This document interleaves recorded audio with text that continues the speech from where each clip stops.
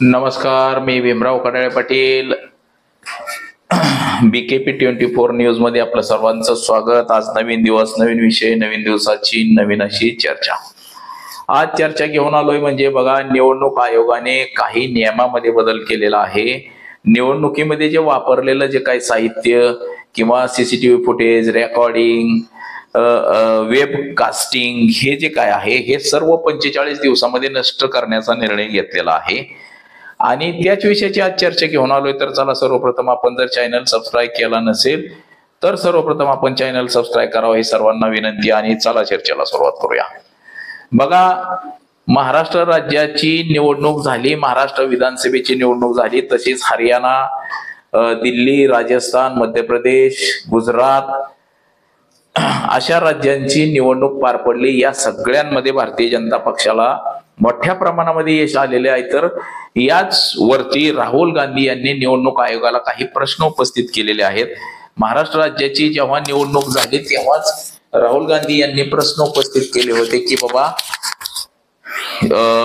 महाराष्ट्र राज्य तसंच दिल्लीमध्ये, हरियाणामध्ये जे नवीन मतदार वाढलेले आहेत त्यातले त्यात करून त्यांनी महाराष्ट्र राज्याची निवडणूक जी मतदारांची जी यादी आहे, म्हणजे लोकसभेला किती मतदान झालं आणि विधानसभेला किती मतदान झालं, ही यादी, लोकसभेची यादी आणि विधानसभेची यादी ही राज्य निवडणूक आयोगाला मागितली होती. परंतु राज्य निवडणूक आयोगाने ती यादी अद्याप दिलेली नाही.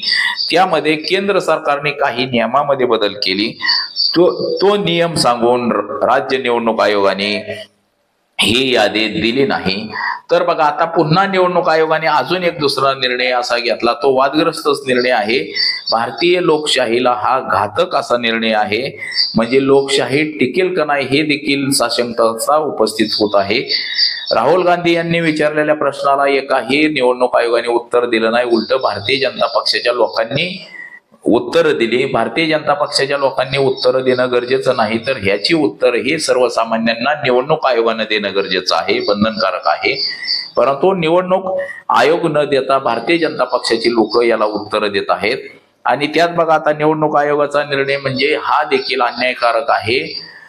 निवडणुकीसाठी जे वापरलेलं साहित्य आहे किंवा निवडणुकीसाठी, मतदानासाठी ज्या वेळेस तिथं सीसीटीव्ही फुटेज, सीसीटीव्ही कॅमेरा लावला जातो, हे सीसीटीव्ही फुटेज ह्याच्यामध्ये रेकॉर्ड होत असतं त्या छोट्या चिप मध्ये.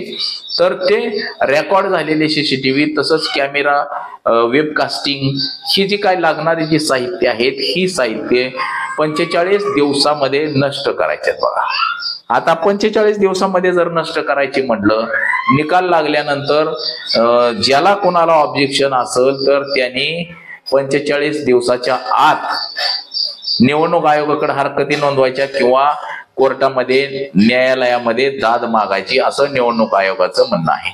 आता रेकॉर्डिंगची जी उपकरणे आहेत हे जर सगळी नष्ट केली तर मात्र सर्वसामान्य जनतेला तसंच देशभरातल्या जनतेला निवडणूक कशी झाली, म्हणजे लोकशाही प्रणालीमध्ये झाली, लोकशाहीच्या पद्धतीने झाली का हुकुमशाहीच्या पद्धतीने झाली, हे देखील लोकांना कळणार नाही. म्हणजे जर मत चोरी झाली असेल, मतदानामध्ये चोरी झाली असेल, तर मात्र त्याच्यामध्ये फार मोठ्या प्रमाणामध्ये गडबडी झाल्याचं एकंदरीत दिसून येतं. आता बघा, लोकसभे वेळेस म्हणजे गेल्या 5 वर्षामध्ये 19 ते 24 या सत्रामध्ये 31 लाख मतं वाढली होती. 5 वर्षामध्ये महाराष्ट्रामध्ये 31 लाख मतं वाढली. आणि अवघ्या 5 महिन्यामध्ये म्हणजे विधानसभा निवडणूक झाल्यानंतर लोकसभेपर्यंत मात्र 41 लाख मतं वाढली. ह्याच्यामध्येच लोकांना शंका आली की एवढी मतं वाढली कशी. आणि राहुल गांधी यांनी देखील सपशेल असा आरोप केलेला आहे की ही मतं डिवाइड करण्यात आलेली.